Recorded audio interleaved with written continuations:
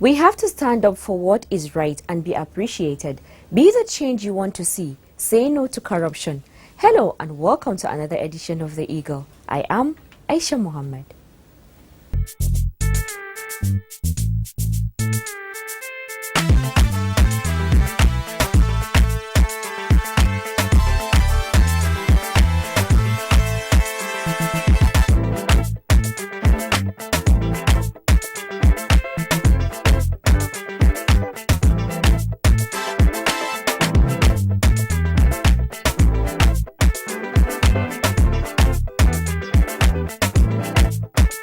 EFCC will get you anywhere, anytime. On our lineup today, EFCC chairman calls on the media to be diligent in carrying out their duties, updates on cases in courts, and lots more. Our special report is on a serial fraudster come businessman, Sheun Ogumbambo, who is presently wanted by the EFCC. Sit back and relax as Thelma Ake takes us through the first report. The executive chairman of the Economic and Financial Crimes Commission, EFCC, Ibrahim Lamrode, has charged the media to improve the current narrative on the commission by paying attention to all cases being investigated or prosecuted by the EFCC. Lamrode, who spoke at the opening of a one-day workshop on effective reporting of financial crimes for journalists drawn from the 5 southeastern states at Golden Villa Hotels and Suites, Enugu, described as erroneous the perception by a section of the media that the commission was maintaining a low profile. The EFCC boss, who was represented by Osita Nwaja, Deputy Director of Public Affairs Department, implored the media not to be selective in their choice of cases to report. EFCC does not disclose the sources of his information. But let it suffice to say that some of the biggest cases that we have cracked since inception actually came from the media. Some of the biggest cases that the EFCC has dealt with came from journalists. So we are not here to blow trumpets or rest on our powers. We're just asking, and I think that's what the chairman was saying, please let this partnership continue. Give us more. Let's not stop.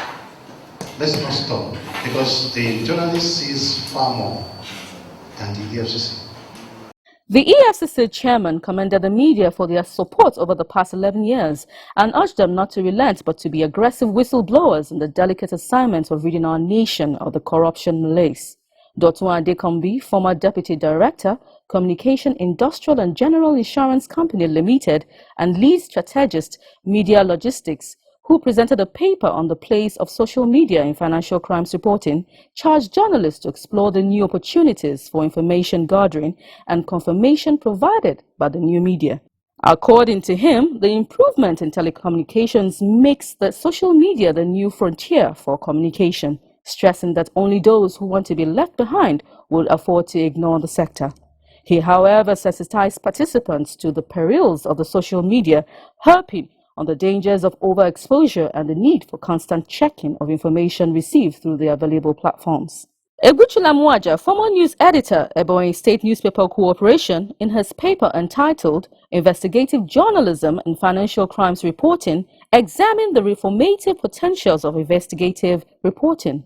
While noting that the economic constraints and interests of owners were a major encumbrance to investigative reporting in Nigeria, Mwaja nevertheless advised practicing journalists to embrace the craft.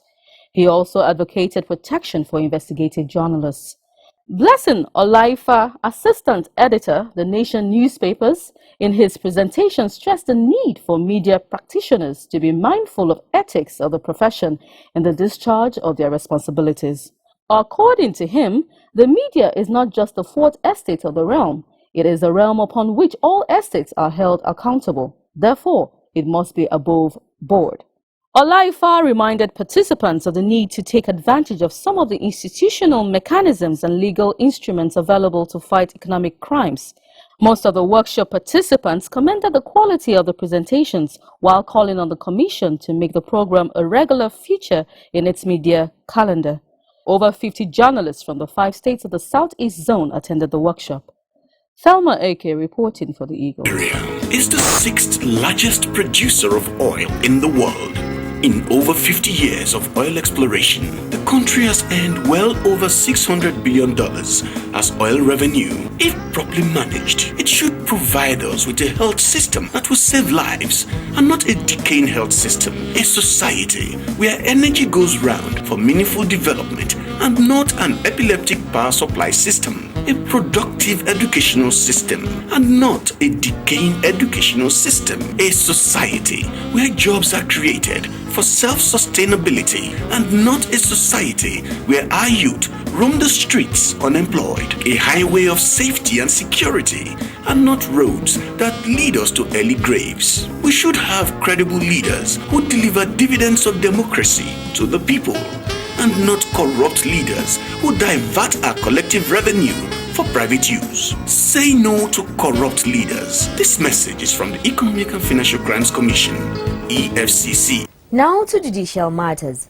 A federal high court sitting in Benin, Edo State, has reserved ruling in the 25 billion naira money laundering and abuse of office charge brought against Michael Igbinidion and Charles Egboibodin by the Economic and Financial Crimes Commission for January 30th, 2015. Again, Thelma Ake completes the story.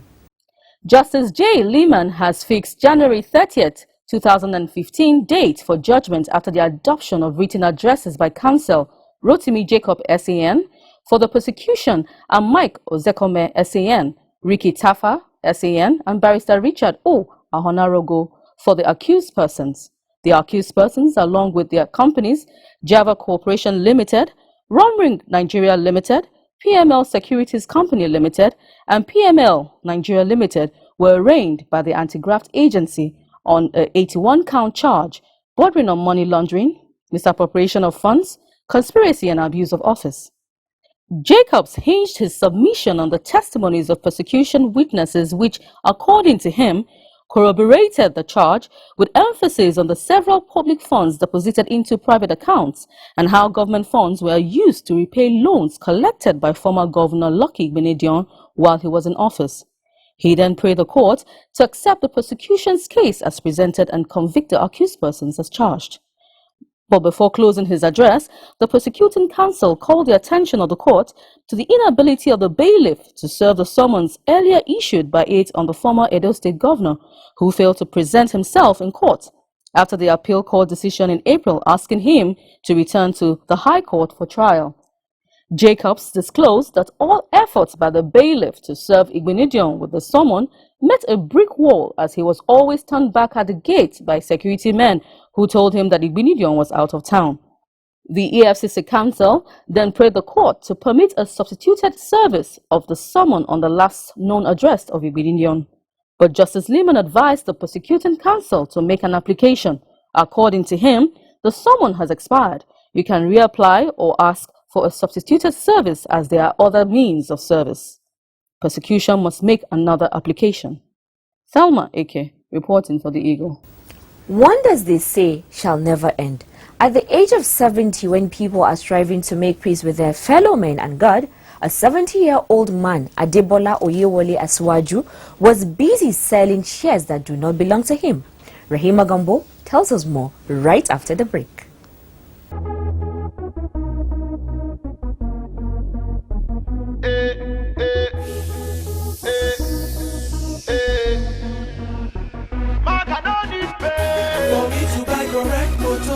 For me to take neck man yo,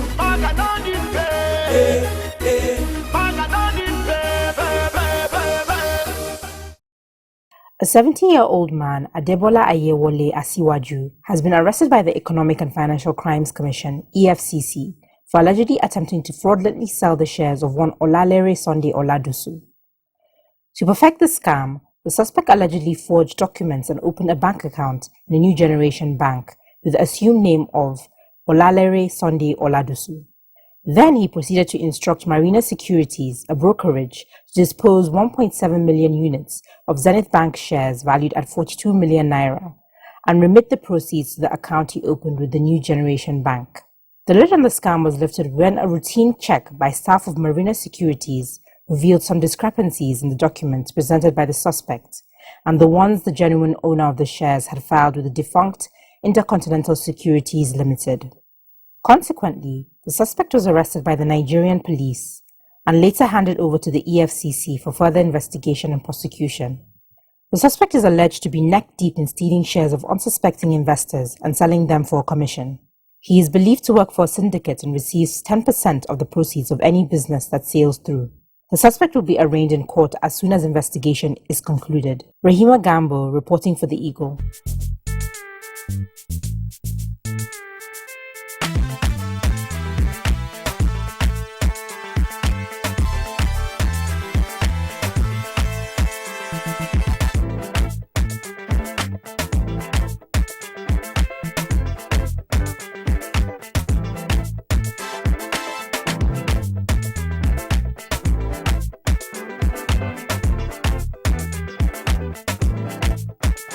EFCC will get you anywhere, anytime. The deceitful mane of most fraudsters belies their crookedness of their minds and actions as evidence in the activities of a serial fraudster, Sheun Ogunbambo, who is wanted by the EFCC. Kamali Gebi takes us through the report. Self-acclaimed oil trader Sheun Ogunbambo was all excitement as he arrived at Dublin International Airport, Republic of Ireland. But his excitement soon turned into a nightmare. Though he had successfully scaled through the airport automated scanning machine for routine check on passengers, his mien, unsteady gait and attempt to purchase a ticket to return to London immediately stirred suspicion among the security personnel at the airport, who insisted on searching his checked-in luggage. The search yielded 2 envelopes neatly tucked into the bottom of his bag containing £20,000 and €20,000. Ogunbambo was also discovered to be carrying both British and Nigerian passports, where he bears the name Adekumbo Oladapo Shobowale Benson. With the money clearly above the stipulated amount for travellers, the cash was detained by security personnel in Dublin. He was consequently served with the court summons, but rather than appear in court to defend the source of his money, Ogunbambo fled to Nigeria, leaving behind €20,000 and £20,000 in Ireland. Discrepancies were also found in Ogunbambo's British and Nigerian passports. On the Nigerian passport, his nationality is stated as Nigeria and place of birth is London. On his British passport, his nationality is stated as British and place of birth as Ottawa. Who really is Sheun Ogunbambo? Cool, calm and cunning, Ogunbambo is a serial fraudster come businessman who is a fugitive from the law with an arrest warrant issued by Justice Olabisi Okinlade of the Lagos State High Court hanging around his neck like the sword of Damocles. As managing director of Fragro Energy Limited, Ogunbambo and some of his associates conspired and defrauded Stanbic IBTC Bank PLC of the sum of 430 million naira through a loan they obtained in 2 tranches of 200 million naira and 230 million naira respectively. The sums were purportedly meant to purchase choice loan properties in Banana Foreshore, Ikoyi, and Victoria Island, Lagos. To get Stanbic IBTC Bank to approve his loan, Ogunbambo forged Fargo Petroleum Limited account statement with GT Bank, representing the company as attractive and healthy. On his repayment plan, Ogunbambo also forged his Oceanic Bank statement of account, claiming bogus figures as his salary, where his monthly housing allowance was 5.5 million naira. With 430 million naira tucked into their pockets, Ogunbambo and his accomplices sought for another loan of 180 million naira from the bank on the pretense that the money will be used to purchase a property in Victoria Island. The application was supported with a statement of account of Sky Bank and GT Bank, which were later discovered to be fake. Despite clear evidence of forgery and manipulations to secure the loan, Ogunbambo says he was pressurized into taking the loan. He stated that he was approached by Deborah Nicole, staff of Stanbic IBTC, sometime in April 2009, that he should apply for a home loan, but he said he wasn't interested in buying properties but she insisted that he should apply. In the ongoing prosecution of persons who allegedly defrauded the federal government through unmerited subsidy claims, his name rings a bell. He, alongside Muhammad Nasir Ali, Christian Taylor, and Nasaman Oil Services, are alleged to have defrauded the federal government of 5.4 billion naira in subsidy payments for fuel not imported.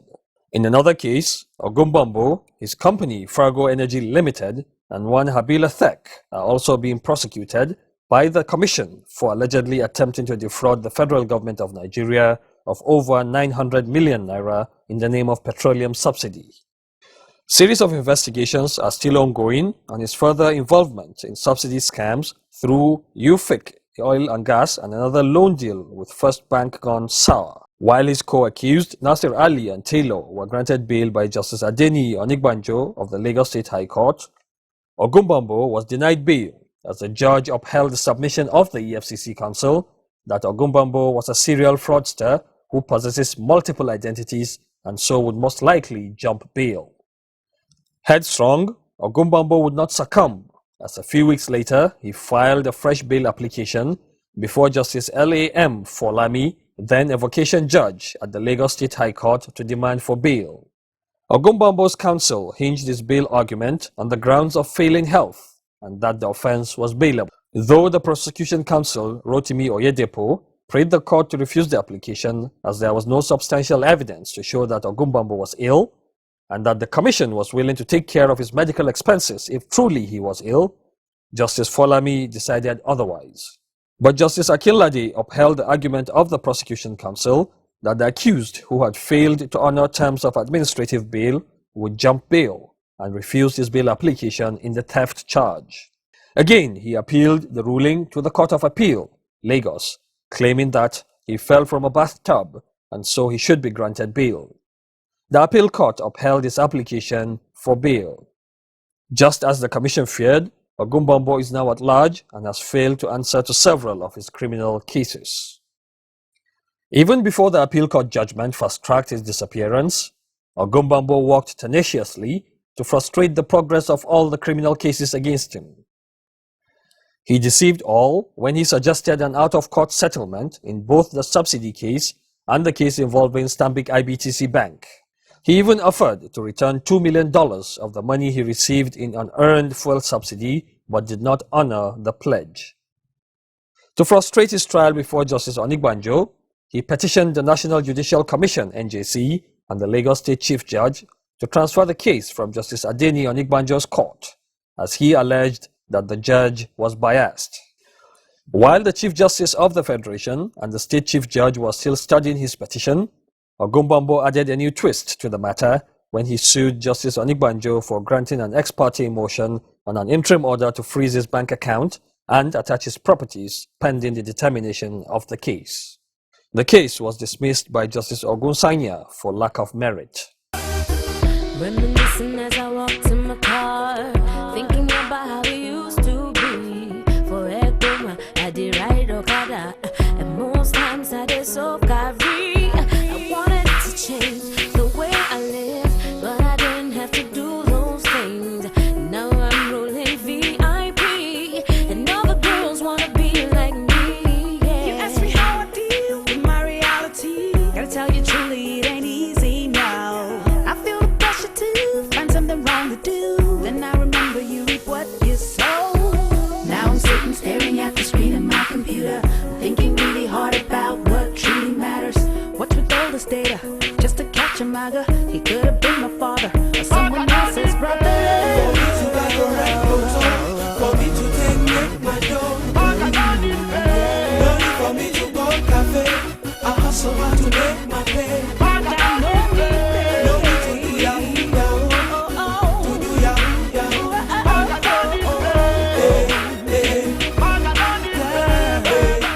Next is the feedback segment with Chidima Amanambo.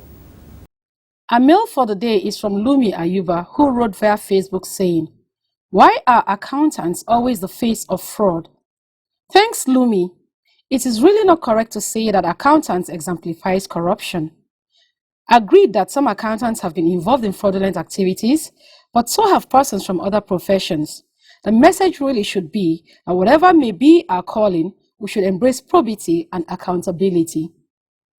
That's all we have for you this week on the feedback segment. Thanks for your contributions. To be part of this segment, please visit us on facebook.com/official EFCC or follow us on Twitter @official EFCC. You can also watch our programs and other activities on youtube.com/official EFCC. You can call or send a text to the following numbers: 0809 3322 644 and 0818 3322 644. To report any misconduct by staff of the Commission, please log on to dia@efccnigeria.org or call this number 0990447758 between 8 a.m. and 5 p.m. weekdays only. And with that, we've come to the end of today's episode of The Eagle. Please keep a date with us, same time next week for another exciting episode. And keep sending your contributions by searching for us on Google Plus @Official EFCC or officialefccng@gmail.com and also on facebook.com/Official EFCC. You can also follow us on Twitter @Official EFCC and also watch our programs and other activities on youtube.com/Official EFCC.